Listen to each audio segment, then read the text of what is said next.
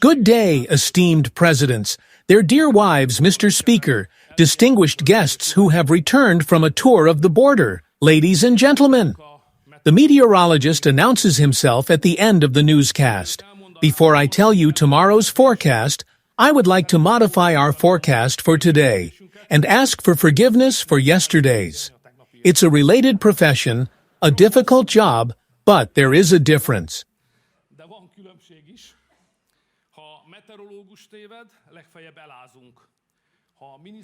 If a meteorologist is wrong, we're the worst to get wet.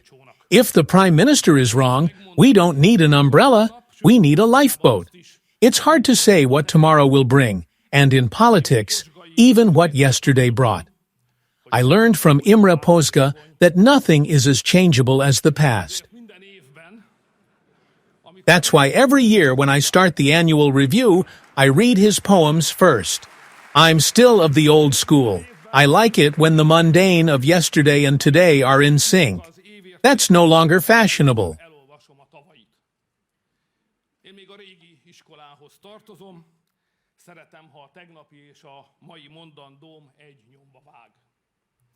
I remember the shock 30 years ago when Gyula Horn was confronted with his previous statement, and he replied, "So what?" When our opponents today are confronted with the fact that they are lying, they only reply, "That was yesterday, and it is today." I think this is called progress. Let us not be surprised if many people do not want to be modern. Ne csodálkozzunk, ha sokan nem akarnak korszerűek lenni. 100 szónak is egy a vége, ma könnyű. 100 words have one end. Today, I have an easy day, because last year I said the following. Great opportunities are opening up before us. The stage of world politics will present a completely different picture at the end of the year than it did at the beginning of the year, and if God helps us, Hungary's room for maneuver will not decrease, but will expand to a degree not seen before. He quoted the end.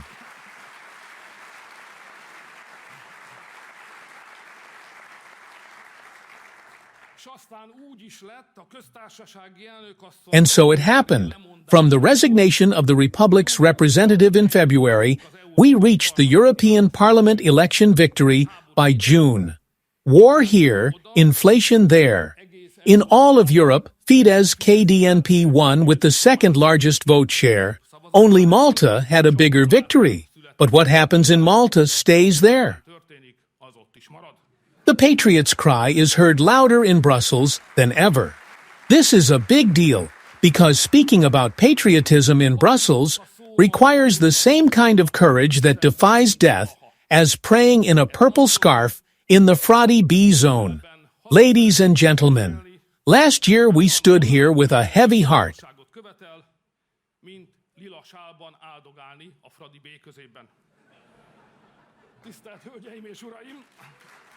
We lost our president, our leader of the European Union list, and the war was looking worse and worse. The economic outlook was also looking bleak due to sanctions, inflation, and energy prices. It was like a nightmare. The American ambassador led the opposition. We were shot at from Washington and Brussels, and Soros-Georgi's agents at home were diligently setting fire to the haystacks and poisoning the wells. And as usual, betrayal was not left out. It turned out that the road from the first row of the annual report to Mr. Weber's Brussels coffers is not that long.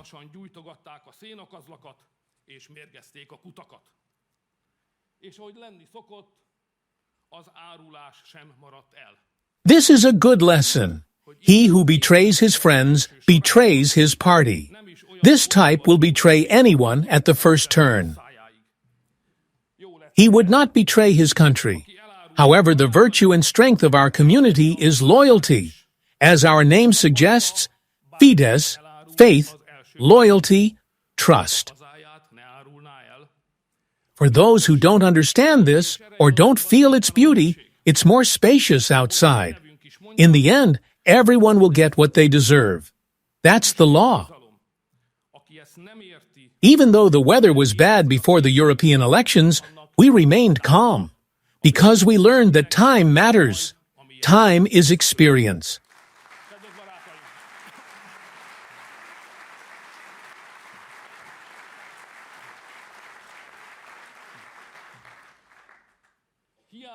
We know that there is only one constant in politics: change. Something unpredictable always happens. Some good, some bad. And when you think you've seen it all, well, that's when the surprise comes. Puff. We give blows and we get blows. Sometimes we get more than we give. The secret is that you have to stay standing even in these situations. We know from Pap Lassi that boxing is a sport where even the winner gets beaten up a lot. And this is exactly the case in politics. There is no victory without suffering. Pain is our friend. Then victory is everything from Carpo.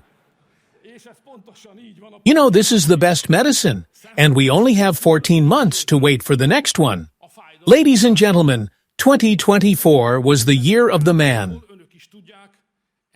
We saw that if we join forces, Hungary can do it. Yesterday we were heretics. Today half the world is knocking on our door. They said we are the past. It turns out we are the future. We are evergreen, like the Rolling Stones. What is good never goes out of style. My dear friends, we have been fighting for 15 years. A handful of Hungarian rebels against an empire. Alone, facing each other. The young man in the chair says to his father in alarm, "They're coming, and there are 10 times as many of us. What's the old man for? Well, that's all it takes." Looking back from the cooling shadow of the American election victory, of course, everything is embellished by memory. But we know the situation was hot. As they say in the locker room, the pie was hot. There were high stakes on the table, a nice task. For years, it has been necessary to play a red card for 3 cards, the nervous system. My friends, let us be proud that we Hungarians have played our part in changing the world, far beyond our size, economic power, and population. We were the pioneers, the harbingers, and the initiators of this rebellion. Father Pio predicted that Hungary was a cage from which a beautiful bird would one day fly out. Much suffering still awaits them, he wrote, but they would have unparalleled glory throughout Europe. Maybe that's what he meant? It was hard as hell at times, and there were times when it seemed damn hopeless. I'm not talking about Fidesz, not about the government, but about the Hungarians. The Hungarian nation was behind us all the way, together and individually. We must bow our heads before the perseverance and determination of the Hungarians. They never gave up for a moment. They never backed down. And they never once told us to give in to Soros. They never once told us to surrender to Brussels. Thank you to all the rebellious Hungarians who defended their homeland and empire with their diligence, work, and stubbornness. I am deeply grateful to be able to serve such a people. Every politician in the world would envy them. Whether you like it or not, we gave the country a new Christian national constitution. We protected ourselves from migration. We protected our children from gender activists. We stood for peace and stayed away from war. We protected Hungary from the Soros, foreign currency borrowers from the banks, and families from skyrocketing utility bills. We gave an extra million people the opportunity to work, and now 4,700,000 people are working, more than ever before in Hungary. Of course, caution doesn't hurt. When the Pope was asked how many people work in the Vatican, he replied that it was about half. Speaking of the Holy Father, we thank him for being with us under the banner of peace, and we wish him a speedy recovery from here. Hades, my friends. This year will be different. Now we walk the main street of history, while our opponents wander the muddy side streets of the suburbs. I looked at our European allies in the pictures from the Paris meeting as if they were having dinner. The European Union is outraged that the negotiations started without it. It wants to sit at the table. Demian Sandor told me that if you want to sit at the table where the big guys play, look around and find the bar. If you can't find it, then it's you. That's all about Paris. Ladies and gentlemen, after last year's gloomy ballad, this year's crushing rock and roll follows. It's worth fastening your seatbelts. The fight continues, but there's one important difference. Now the goal is not to outwit, not to outmaneuver, not to survive, but to win. We have rebelled so far, now we want to win. After Hungary, the United States has rebelled too. So the position of the maiden is immediately different. But let us not believe that America's successful rebellion will bring victory to Hungary. They cannot win for us. They can only improve our chances. President Trump is not our savior, but our fellow warrior. Moreover, he is not done yet. He has just begun his work. Serious struggles still lie ahead, not only in world politics, but also at home. From Hungary's perspective, all that happened was that during David's fight with Goliath, David's brother arrived, who seemed like quite the March boy. We were given a chance to break out of the besieged castle. In fact, not just break out, but break through the empire's defenses. Now is the time to think boldly and big.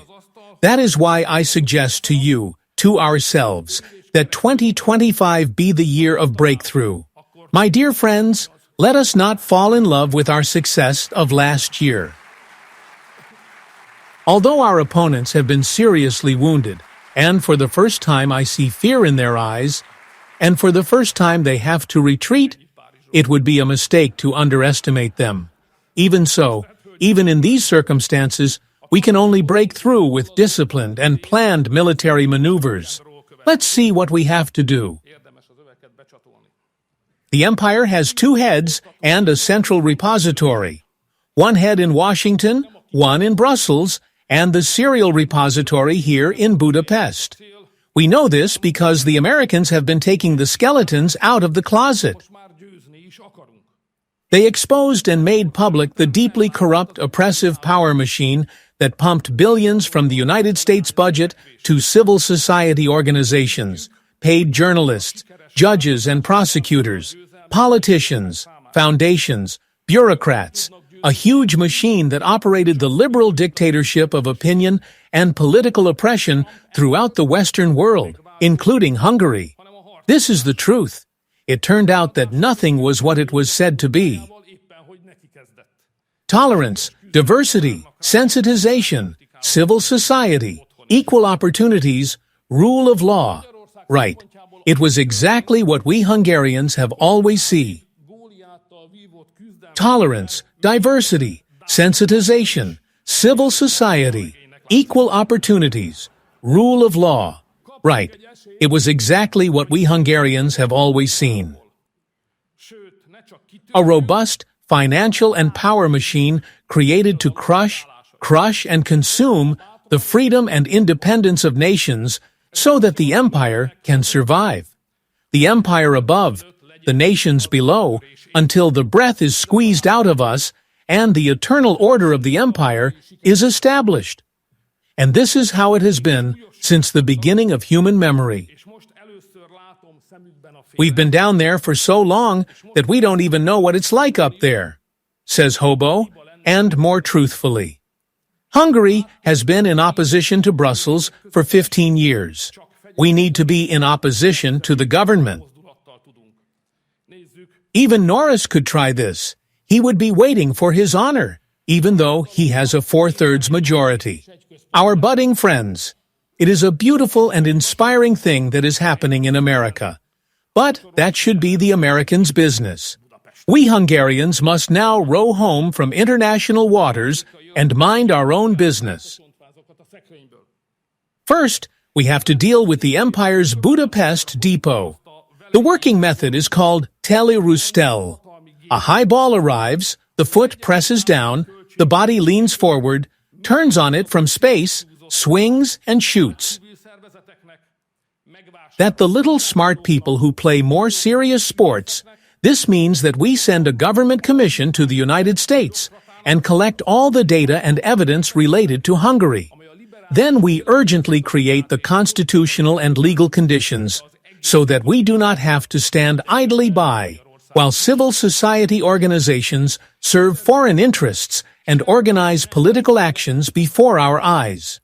We do not have to stand idly by while they pocket their loot before our eyes, flaunting their impunity, citing and trusting in their international protection. Miklos tolerated it as long as he could. We've had enough now. The American ambassador is gone.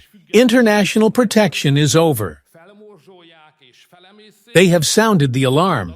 Let there be a new law modeled after the American Magnitsky Act. Let's close the money taps of the serial network. Let state agencies fulfill their obligation to protect sovereignty. And let's enforce the law with the perpetrators so far. Let's let the fresh air from the West in. Am I allowed to break into DV with new songs of new times? I'm allowed. So far, there's been the Eastern opening. Now comes the Western one, if they missed it so much. We can also finish with the Empire's Budapest warehouse by Easter. There is a political tradition of this in Hungary. Easter article, Easter constitution, Easter cleaning. My dear friends, however, our forces must be well distributed, because in the meantime, we must wage a continuous and increasingly fierce battle with the head of the empire in Brussels. The people of the liberal networks are now retreating to Brussels. There is a well-established route from America for this. This was already used during Donald Trump's first presidency. Moreover, similar laws are being enacted one after another. In patriotic countries, you can see Israel, Georgia, and perhaps more to come. And from there, the liberals will head towards Brussels. Dear friends, we know that the truth is on our side against Brussels. But that is not enough. Brussels has stumbled over the truth many times, but somehow it has always picked itself up and moved on. Truth is not enough. We must also show strength. We are fighting 5 major battles with the Brussels bureaucrats at the same time. And yet, we do not like war. We are a tolerant, peace-loving, even pious people. But there are things we can and will not tolerate. On the issue of migration, if necessary, we will go to the wall, and even beyond. We will never swallow the migration pact that Brussels is using to bring migrants here. We are rebelling, and we are making others rebel. The Poles and the Dutch have already stood up. The Italians are almost there, and the Germans, it seems. And of course, we cannot give in, we cannot give up on protecting our children. They are dragging us to court in Luxembourg in vain. In fact, I suggest that we go on the counterattack here. Let's write it into the Constitution that a person is either a man or a woman. And that's it. In fact, I advise the Pride organizers not to bother with preparing this year's parade. Wasted money and time, no matter what District Commander Weber and his Hungarian agents say. Ladies and gentlemen, Brussels also claims that the Hungarian pension system is unsustainable, and therefore the 13th demands a monthly pension cut.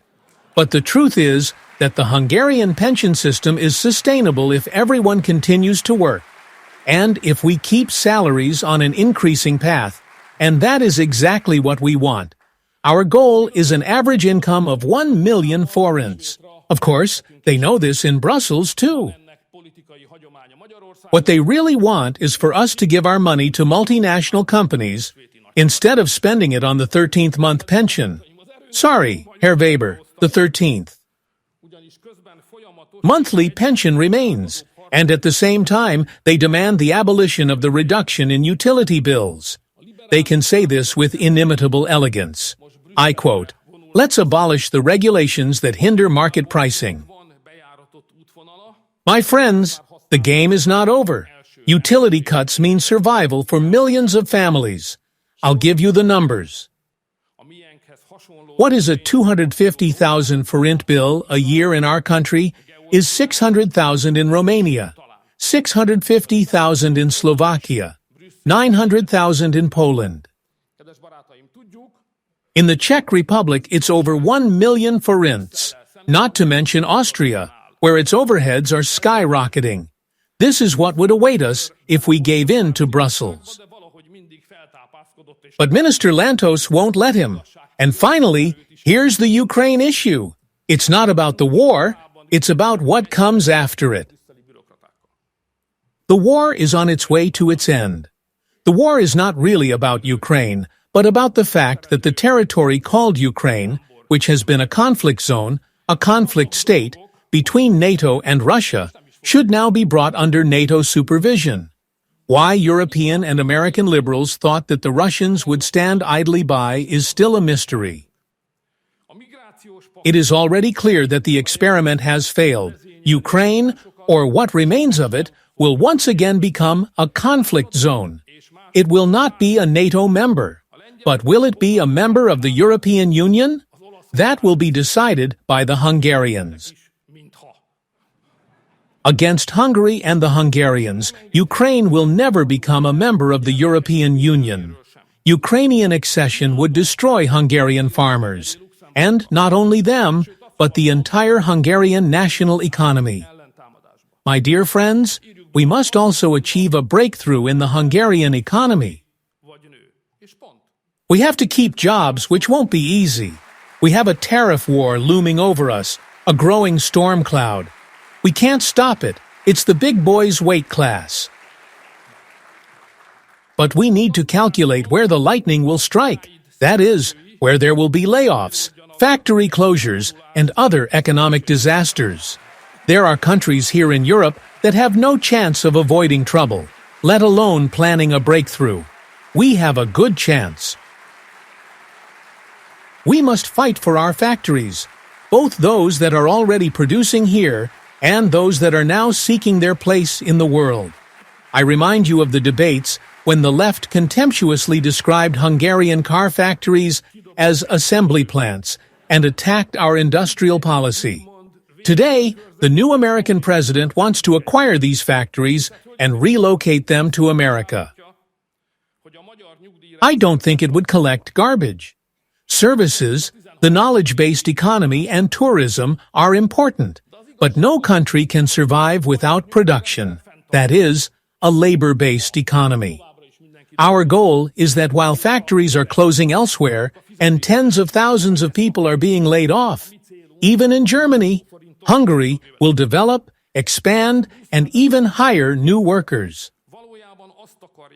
The best defense is a good offense. That's why we are announcing the 100 new factory program. Because only in this way can we ensure that every Hungarian who wants to work will have a job in the future. Ministers Szijjártó and István Nagy will have a busy year. We must also be careful not to lose sight of the future in the midst of the great struggle, to lock ourselves into the present. By 2030, and that is only a few years away, technological changes will usher in a new world where, for the first time in human history, manufacturing will have more computers than human brains, more artificial sensors than human eyes, and more robotic arms than human labor. This is as important as electricity was 100 years ago. We are not in a bad state of preparation, but the pace needs to be increased. This shows that Volkswagen was the largest car manufacturer in the world a few years ago. Today, they produce 8 million cars with 670,000 workers. Toyota produces 11 million with 380,000 workers. Itt van Ukrajna ügye. 1/3 fewer workers, 1/3 more cars. Tens of thousands will be laid off in Germany, and in the meantime, 7 departments are working on the future of nuclear technology, and 130 are working on gender theory studies. We will not make that mistake. We will have enough jobs and enough workers trained for the new industry. However, preparations need to be accelerated, and the government knows what to do. It is time to put Laszlo Palkovich back to work. Ladies and gentlemen, we are also announcing the largest tax reduction program in Europe. If it's a breakthrough, so be it. We will double the tax credit for children in 2 steps. First step, July 1st. Second step, January 1st, 2026. 20,000 forints for 1 child, 80,000 for 2 children, and 200,000 forints for 3 or more children can be deducted from parents' taxes and fees. This is more than 1 million families. We are introducing full income tax exemption for CSED and GED. We are introducing lifetime income tax exemption for mothers with 2 and 3 children. In the case of 3 children, in 1 step from October 2025, and in the case of 2 children, in stages from January 2026. This is a world sensation. There is nothing like it anywhere. This is a huge expense, but a booming economy, business support programs, and full employment can generate this amount while reducing the budget deficit and national debt. It has been our long-standing dream that parents who raise children should not be at a financial disadvantage compared to those who do not. Those who have children know that what they lose in their pocket by raising a child, they gain back in their heart. If you raise a decent person, you will eventually be financially well off. But in the long run, this will only happen after many years. That is why it is right to grant tax exemption to those raising minor children. I am also convinced that more children will be born if mothers can feel financially secure with their children. If we had not introduced the new family support system in 2010, there would be 200,000 fewer children in Hungary today. Imagine what it would be like, where we would be if these 200,000 Hungarian children had not been born. Ladies and gentlemen, COVID, war, energy prices, food inflation have shaken families. It's time to find a safe haven. That's why we need a breakthrough in homemaking, which is already ready.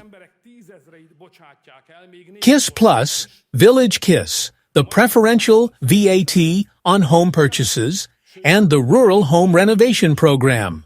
And housing support from employers can now be requested. This will be joined by the 5% home loan interest rate cap from April 1st. The beauty card is coming, and voluntary pension fund savings are coming. The student city is also coming. I expect that with 18,000 dormitory places. Ladies and gentlemen, a long time ago, a president told his ministers that he hated 2 things, communists and taxes. They should do something about these. We can also add inflation. There is no point in making breakthroughs in politics and economics if we cannot control inflation. Inflation can undermine the success of other programs and make people's lives miserable, especially headline inflation. In addition to the 100 new factories, tax cuts, and home-building programs, we therefore need a 4th, an inflation control program. You may recall that we have already introduced price-cutting measures once, a price freeze, a price monitoring system, mandatory sales, and in the meantime, we have raised wages. It is logical to think that the best way to protect against price increases is to pay higher wages. This is generally true, but it is not always and not enough in all circumstances. For example, it is not enough here and now. What happened is that retailers and supermarket chains significantly increased the prices of some basic foodstuffs, and with it, of course, their profits. In January of this year, milk was sold at a price of 39%, eggs at a price of 35%, and cooking oil at a price of 11%. This is a lot, even unacceptable. That's why we won't allow it. I have instructed Minister Martin Nagy to reach an agreement with the retail chains to stop the price increases, in a nice way. But if nice words don't work, then it will go with official prices. Nobody likes pseudo-regulation, but in this case, there is no other choice. If there is no agreement, the official price will come. But if nice words don't work, then it will go with official prices. Nobody likes pseudo-regulation, but in this case, there is no other choice. If there is no agreement, the official price will come. And if that weren't enough, we'll also limit the amount of commercial profit. I don't want to go that far, because peace is better, and an agreement is better. Pensioners deserve special attention, because food prices take away a greater proportion of their pensions than workers' salaries. Therefore, for pensioners, we will refund the tax on vegetables, fruits, and dairy products up to a certain amount in the second half of the year. Reducing the tax would mostly increase the profits of retail chains, which is why we are not choosing this. However, the tax refund will definitely reach those for whom it is intended, which is why we will introduce this. I see we still have a few minutes. Let's talk about politics. The Chief of Staff's job is here. I recommend moderation to everyone. I would have recommended it to him too. Party politics must be taken out of the army, not in. Only national strategy has a place in the army. Officers must know that this is far above party politics. Rivalries, petty squabbles, ego storms are not worthy of the military. They are not appropriate in public, and especially not on the political stage. I expect Minister Szalai Bobrovnitsky to ensure that everyone in the army does their job accordingly. Respect to the Hungarian soldiers. Then there are the worrying figures about the increase in drug trade and consumption. There is a problem here. Cheap, toxic drugs and synthetic drugs have flooded the country. We have to stop this, at any cost. Literally, at any cost. I will appoint a special government commissioner. We will introduce zero tolerance, and I have asked Minister Panter to order a manhunt against drug dealers. A drug dealer maims and kills another person's child. Therefore, he deserves neither mercy nor pardon. He will not receive any. Dear friends, we give a positive response to the parliamentary motion that would guarantee the right to cash in the Constitution. Cash is a matter of freedom. Therefore, its use is not a custom, but a right. I hear that digital money may be the future, but the only real, tangible security is cash. We don't want to be servants of the banks. Your banker belongs to the bank. Your cash is yours. We await Minister Lazar's parliamentary motion. Dear friends, I sense a serious debate about the right of small settlements to self-defense. Do small settlements have the right to protect their rural size and image? If so, then let's give them the means to enforce their right and prevent immigration. The countryside, the village, the small town are not a testing ground, but a heritage. Dear Minister Navracsics, let's give them the right to self-defense. And finally, ladies and gentlemen, let's have 2 minutes for the opposition. Good mood is the key. I see that our opponents are threatening again. We are not threatening, but we don't like to be threatened either. We don't recommend it to anyone. Well, if we take it seriously in the end, for the sake of order, we will introduce that the members of the European Parliament, including the current ones, must prepare the kind of asset declaration that this law obliges us, the Hungarian members of the Parliament, to do. We encourage Mate Coxis, the Lord of Factions, to do this. My comrades, let us never forget that our real enemy is not the Hungarian opposition, but their master. The Hungarian opposition is only fulfilling an assignment, only serving the imperial will that finances, feeds, and instructs it. How many times have we seen them in our history, in various forms, bought, held, and manipulated in imperial courts as petty politicians? They were always those who were in their own best interests. Zapadniks, Muscovites, Labanci. They were what they deserved, just Hungarians. They were never patriots.